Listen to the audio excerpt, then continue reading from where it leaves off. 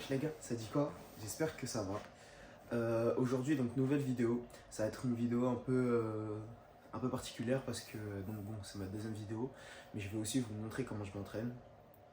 Je suis un peu content. Je suis très heureux de vous partager un peu ma routine d'entraînement, comment je m'entraîne.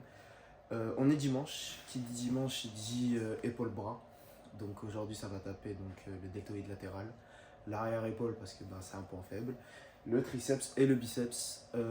Ça va être un peu un focus latéral triceps en soi, parce que j'ai eu énormément du mal à bien les recruter, à bien les sentir. Le triceps notamment, il faut savoir que j'ai une histoire assez particulière avec les triceps. Genre pendant un long moment, je faisais que ça, pour vraiment juste avoir des gros bras, bref. Donc on va dire que c'est aussi un peu ma séance préférée, l'une de mes séances préférées. Et donc je vais vous montrer tout ça, je vais vous montrer aussi par quoi je commence, parce que je m'entraîne pas juste de façon anodine, dans le sens où tout est calculé et réfléchi. Si t'es pas d'accord, n'hésite pas à me le dire en commentaire, pourquoi tu l'es pas. Je vais aussi te montrer un peu ma routine, je dis bien routine, avant de m'entraîner, ce que je mange, les compléments alimentaires que je prends. Concernant les compléments alimentaires, j'ai fait en sorte de ne pas les prendre ce matin, pour notamment te montrer je prends quoi. J'avais dit que la deuxième vidéo, il y aurait peut-être mon coach à côté de moi. Bon, il n'est pas là, je vais lui laisser le temps qu'il faut, parce que passer derrière la caméra, je pense que c'est un travail qui est ultra dur. C'est une folie. Mentalement, c'est compliqué. Je sais pas comment les gens ils font. Mais passer derrière la cam, genre parler comme ça, c'est trop bizarre. C'est une folie comment c'est bizarre. Mais bref, moi je kiffe, donc c'est le plus important. Donc là, je vais vous montrer un peu ce que je prends. Je pense que ce sera un format un peu plus court et il y aura un peu plus de cuts, parce que là, il y aura moins ce format podcast, mais ce sera quand même une vidéo qui sera assez longue. Donc voilà les gars. Donc passons direct à la bouffe, hein. Passons clairement à la bouffe. Je me casse pas le crâne. Je prends du riz, du poulet et de la sauce tomate fait maison. Donc c'est juste de la tomate cuite avec de l'ail. Le poulet donc pris chez le boucher, et le riz et les faits casa, il est fait maison. Donc venez avec moi. Je sais pas si je vais faire un cut, ouais, je pense, pour ensuite direct se retrouver à la cuisine, le temps que je mette en place mon trépied, etc. Je pense que c'est mieux. Donc à tout de suite. Bon, on se retrouve dans ma cuisine. Alors, comme tu peux voir, j'ai énormément de compléments alimentaires, c'est une folie. Et l'une de mes marques préférées, Yam Nutrition. T'as moins 5% avec le code ONTO, ANTHO. Je vous dis les gars, la vérité, hein. Déjà c'est une marque assez qualitative. En termes de qualité, genre vraiment c'est archi d'art. Et les gars, je vous jure, et ça je vous dis la vérité, j'ai jamais goûté. Et là, parce que moi je suis un gars qui prend de la whey depuis bien longtemps. Et là je suis pas sponsor, hein. Là c'est entre guillemets le code promo de mon coach. Parce qu'on fait les choses à deux. Mais les gars, je vous jure que c'est l'une des meilleures whey que j'ai pu goûter de ma vie. Et franchement, elle est ultra bonne. Donc allez-y, foncez. Et je trouve que en termes de qualité et tout, etc., c'est incroyable. Donc voilà. Yam Nutrition. Si les gens connaissent, continuez à en acheter. Franchement, c'est archi d'art. Et bon, après notamment, je vais pas te mentir, tout le reste, c'est gars, c'est du Nutrimuscle. Je suis un ferveur du Nutrimuscle, qualité française, etc. Et en termes de qualité, je pense qu'on est très très bien. Donc bon, avant tout ça, je vais préparer donc mon pré-workout. Quand je dis pré-workout, c'est pas tout ce qui est caféine, etc. Enfin, après, je vais en prendre tout ce qui est caféine, etc. Mais là, c'est vraiment un pré-workout, ce que je bouffe avant. Là, c'est pas environ, je vais me taper 300 grammes de riz. Alors le riz, il y a juste des épices. J'ai fait en sorte qu'il n'y ait pas de sel, parce que c'est moi entre guillemets qui ai vraiment envie de choisir la quantité de sel lors d'un repas. Donc là, 305 c'est mort, 302 c'est mort, 301, c'est mort. C'est vraiment 300. J'étais en 299. Voilà, 300 grammes. Donc là, 300 grammes de riz. Je vais mettre environ 130 grammes de poulet. Filet de poulet cuit. Je pèse tout cuit, pardon, excuse-moi. Je pèse tout cuit. Je sais que c'est mieux entre guillemets de peser cuit, mais en termes de gestion, etc. du temps, moi personnellement, ça me permet d'être mieux organisé, de tout peser cuit. Et en soi, j'ai fait une très belle transformation, donc ça ne m'empêche pas de progresser énormément, de continuer à progresser, de faire une bonne renfo corporelle, etc. Après, il y a l'entraînement et tout qui va avec. 129, non, sur tous les prots. Moi, quand je dis 130, tout petit bout de poulet. 131, non, c'est mort. Il n'y a pas de 131. Ça, c'est vraiment mon combat de la vie. Et c'est pour ça, en vrai, les gars, ils vont me dire, ouais, j'abuse. Et c'est réel. Peut-être que j'abuse, parce que 130, 131, c'est rien. Mais j'aime pas. Ça me perturbe quand c'est pas. C'est pas rond, c'est pas beau, tu vois. Donc là, hop, là, 130. Est-ce que je prends des aubergines cuites? En soi, ouais. Des aubergines. Aubergines ou poivron vert? Enfin, poivron rouge. Vas-y. Aubergines. Moi, je préfère les aubergines aussi. Hop.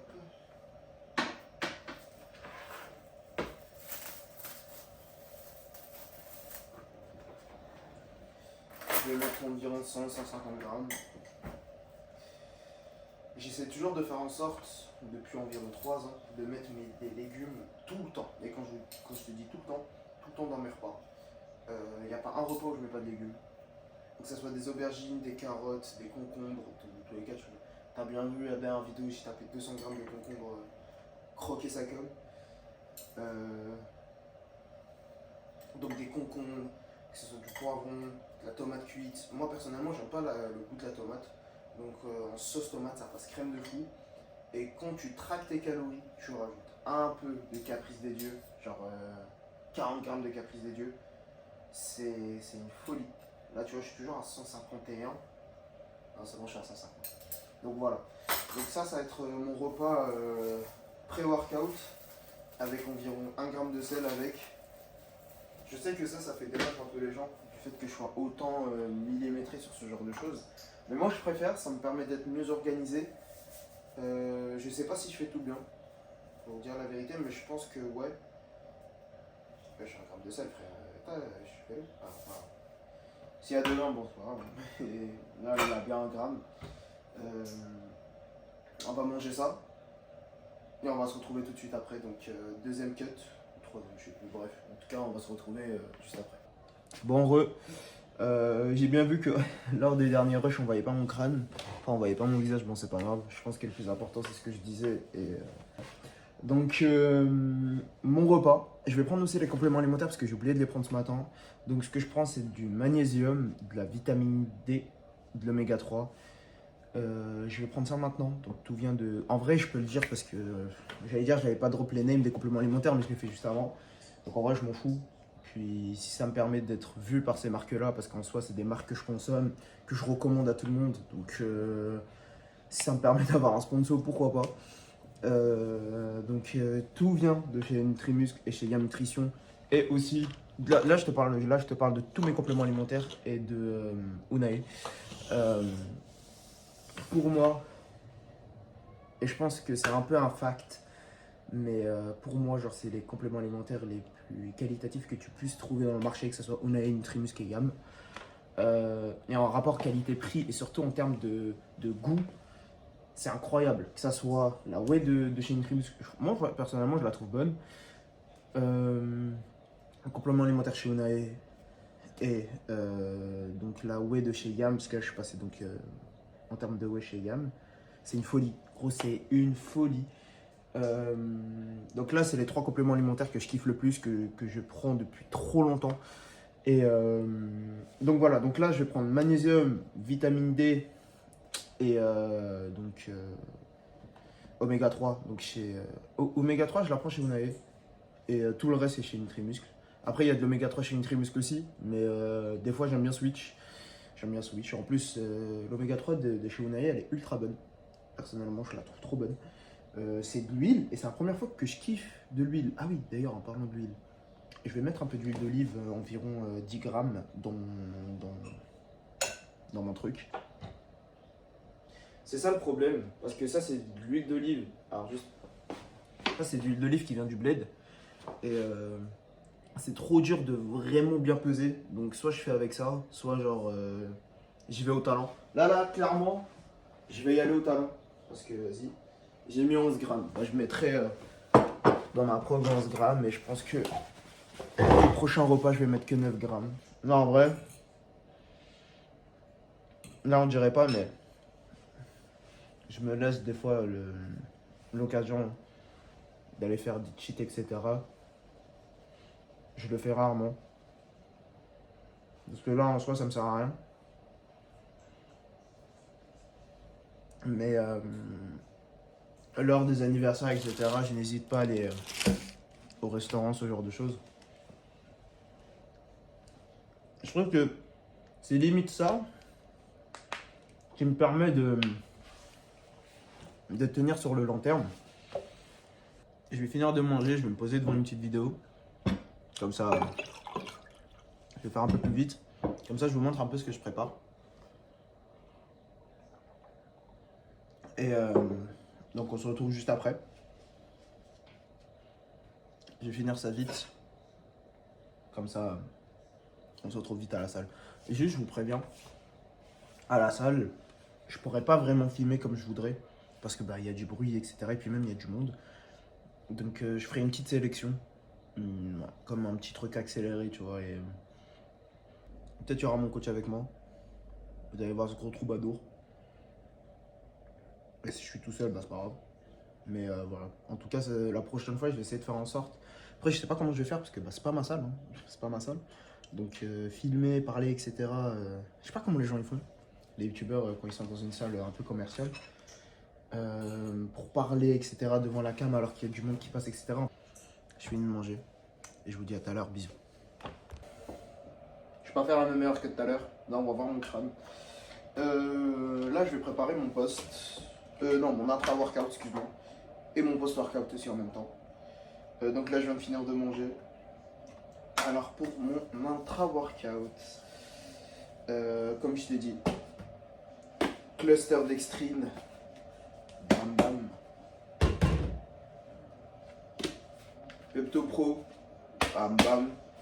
Alors, je mets environ 10 grammes de PeptoPro. Normalement, la dose recommandée est à 25 grammes, mais après, truc qui me saoule, c'est que, vas-y, après, j'aurais pas assez de poulet le soir. Et je te jure que, vas-y, moi, ça me met à mal. Et il me faut mon petit côté de poulet. Parce que je kiffe la viande. En tout cas, bref. Parce que ça, c'est une source de prot, hein. Ça à calculer, etc. Donc, je mets environ 10 grammes. Je trouve que c'est suffisant.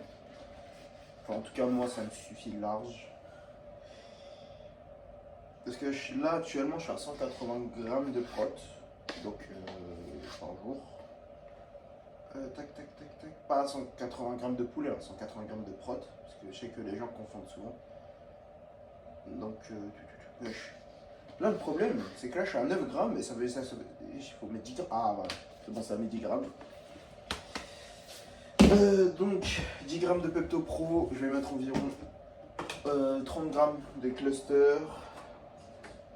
Pour vraiment avoir de l'énergie pendant donc, la séance. Et je vais mettre environ 1 ou 2 grammes de sel, pas plus. Faut pas trop que j'en abuse. Tac. Donc là je suis à 16 grammes. Soit 25, soit 30. Vas-y. Ouais, je pense 25 c'est pas mal.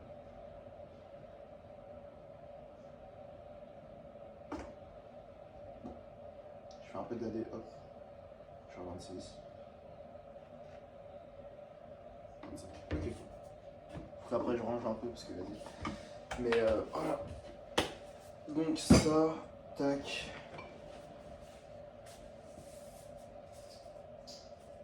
Un gramme de sel. Hop. Je le mets dans un petit Tupperware parce que là j'ai pas de bouteille. Donc après je vais aller en acheter une avec une petite Monster ou une petite Red Bull pour un peu de caféine parce que là je suis KO, Je t'avoue que je prends toujours ma petite Monster ou ma petite caf, enfin une petite Red Bull. C'est pas le truc que je recommande, mais je t'avoue que je la fais bien sûr zéro sucre tout le temps. On va dire c'est un peu mon petit plaisir quotidien. Hop là, la petite boisson sans sucre que je kiffe, c'est un peu ma petite routine, hein, c'est carrément ma petite routine. Là, je vais prendre mes compléments alimentaires que j'ai pas pris ce matin. Donc,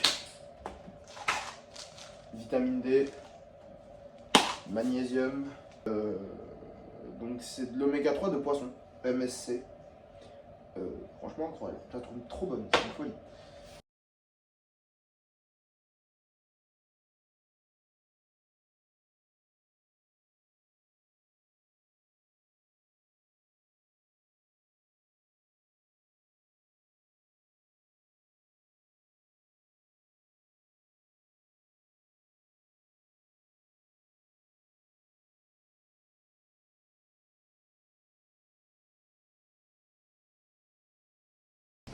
Bon,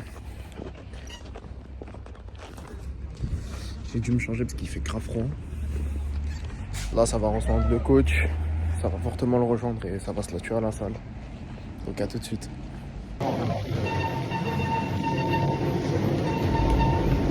Changement de programme. On est à Basic Fit. C'est pas si mal tant que tu peux m'entraîner, je m'en fous. Sous caf, ça va se finir. Je crois que je vais faire un peu d'arrière de coup. Je crois que je vais faire un peu d'arrière de coup.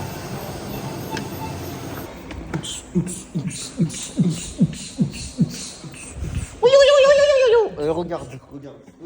Qu'est-ce qui va se passer? Qu'est-ce qui va se passer? Vas-y. Vous n'êtes pas au courant. Bon les gars, donc premier exo, élévation latérale, halter, comme vous voyez donc en uni. Pourquoi on commence par cet exo? Tout simplement parce qu'il a une forte tension de contraction. Donc juste avant un exo d'étirement, pour moi je trouve que c'est banger. Commencer par un exo à forte tension de contraction. Bien sûr, on reste une seconde là où la tension donc, est la plus forte, donc tout en haut. Personnellement, j'aurais peut-être pas dû aller tout en bas parce que bah, t'as plus de tension. Donc c'est très très peu utile d'aller juste tout en bas avec cet exo.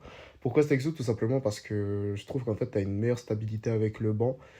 Et bien sûr, faut pas tout jouer sur la stabilité, hein, mais plus t'es stable, plus ton muscle est entre guillemets recruté. On voit bien que l'intensité va quand même, on essaye de se donner à fond. Vraiment, l'intensité est là. De base, c'était à une rep de l'échec, mais je pense que j'ai peut-être un tout petit peu abusé un peu partout.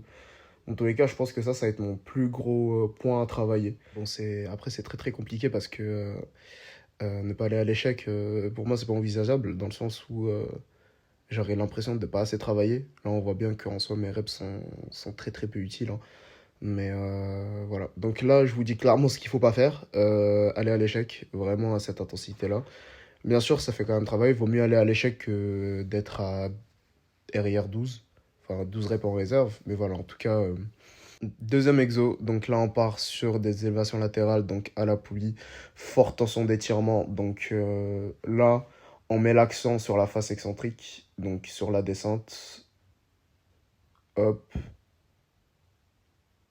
On essaie vraiment de contrôler la descente parce que c'est là où ton muscle est vraiment recruté. C'est très très intéressant, franchement, les gars, que ça soit n'importe quel muscle, hein. Vraiment, essayez de, de faire avant un exo d'étirement, un exo de contraction. Franchement, c'est banger de malade. Après, bon, ça fait pas tout, hein. Mais voilà, en tout cas, on met clairement en priorité le deltoïde latéral. On voit que j'ai des cuffs au niveau des poignets. C'est beaucoup mieux. Je trouve que c'est beaucoup, beaucoup mieux avec une sensation de stabilité parce que je prends quand même la poignée à la main. Euh, et on voit que donc mon autre main enfin, je me tiens à la poulie. C'est beaucoup, beaucoup mieux. Donc là, on part clairement sur une forme de tension mécanique avec environ 8 à 10 reps. Toujours contrôlé. Voilà. Là, j'ai pas fait le con. J'ai clairement pas fait le con. Et c'est exactement ce qu'il fallait faire. Bon. Troisième exo, donc là on part sur donc l'arrière-épaule, petit flex, toujours, hein, je suis le golemon qui aime flexer à la salle. Voilà, il est content, j'ai pas de bras, hein, les gars, j'ai vraiment zéro bras. Là, je suis content alors que vas-y, j'ai pas de bras, bref. Donc là, arrière-épaule, donc on décroche ses omoplates, on essaie vraiment d'avoir le dos le plus rond possible.